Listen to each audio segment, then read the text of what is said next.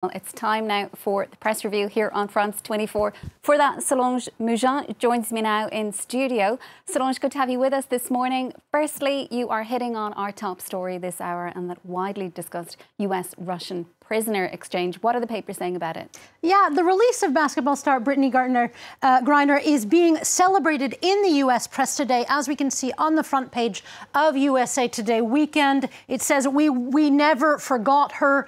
It pays tribute in a full-page spread, actually to her wife and the determination she had. The paper gushes that all the diplomatic deal-making is nothing next to the power of love. Now, in another article in USA Today, the paper says that this is no time to celebrate what it calls a miracle, that the politics of this can wait. However, the analysis pieces are already coming in. As we see in the New York Times, it argues that her 294 days, that's enough as it is, in prison was one of Putin's favorite levers, inflicting pain, it says. And the Times says that the U.S. was forced to, quote, capitulate in releasing the man known as the Merchant of Death. Now, why was Russia so adamant that Victor Bout be the one who is swapped? Well, the Washington Post explains that there is no doubt that Bout was the, quote, top prize for Russia, but it also argues that his staying quiet about his close ties to Russia's military intelligence agency means that the swap was also a sort of reward potentially for him, or a way for Moscow to say, the motherland will not forget you.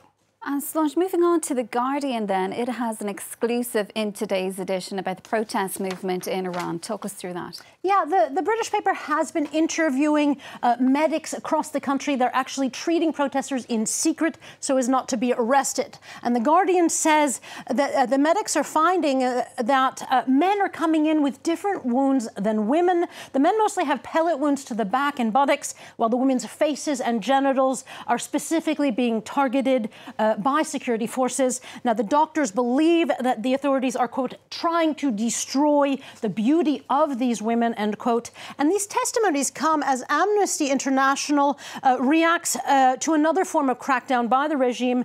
It says this is a horrifying execution. The horrifying execution of a protester is a reminder, another reminder of the cruelty of the regime, with its clear aim to instill fear. Now, for Newsweek, it says that such violence is towards protesters is akin to terrorism. In their view, the Revolutionary Guard in Iran is a terrorist organization, and Europe, it says, needs to recognize it as a terrorist organization and to speed up its foreign policy pushback towards Tehran.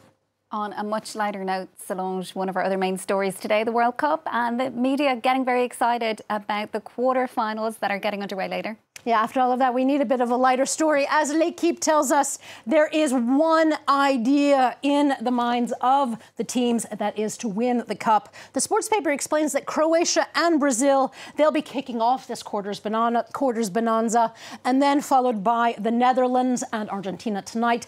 But it is tomorrow's France-England match that's spilling a lot of ink. The Sports Daily says that France has never won against England in the World Cup. There have only been 2 matches, though, between the two.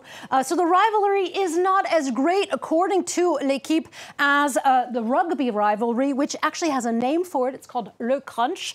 Now, following with this idea of Le Crunch, for the sports pages of the Daily Mirror, they also call it Le Crunch, and they are saying that it is a do-or-die match. And the paper's headline is quite fun. In for the kill, it says, a wordplay there on Kylian Mbappe's name. Now, for Metro, too, it is also playing with this idea of Le Crunch. It says, bring on Le Crunch. And it also says, get the beers out, for an expected 100 million pints are expected to be downed tomorrow for the match. Finally then, Solange, I believe you found some articles about people who might be staying on that topic, drinking beer ahead of that final. Yes, and potentially then having to go to the facilities. As the Jerusalem Post explains, this whole section is about facilities. A new laser technology is showing how, when you flush the toilet, dirty particles can shoot up to 1.5 meters high in the air. A new atlas, the science site, it actually shows us this laser technology, and it says that we will never look at flushing the same way again. The plumes the researchers found these plumes that the researchers found could actually help design engineers and help them to design the future toilets so they don't spray as much. And the Los Angeles Times, well, it has an article actually on a newly designed toilet. It lets you wash your hands above the tank, and then the water is ready for the next flush. But I'm not so sure that the designers of this tank took into account the potential germ factor that we just discussed. It does, though, save money and is good for the planet. And a final Love Me Loo story, that's what it's called. It's from the BBC. It says that John Lennon's toilet is now on display at the Beatles Museum in Liverpool. Luckily, it isn't connected to the water, so as the article says, with its many puns, we can let it pee. Well done, Solange, for flushing out all those toilet stories for us this morning. That's Solange Mougin taking us through the press.